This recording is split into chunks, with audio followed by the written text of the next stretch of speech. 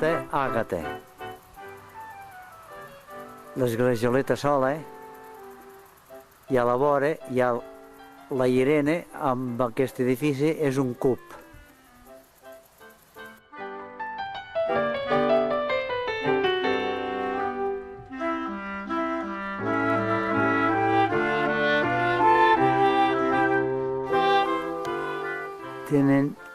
Té una obertura molt senzilla.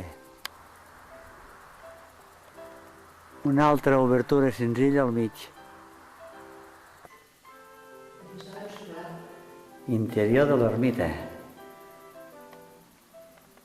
amb un arc visigòtic al presbiteri.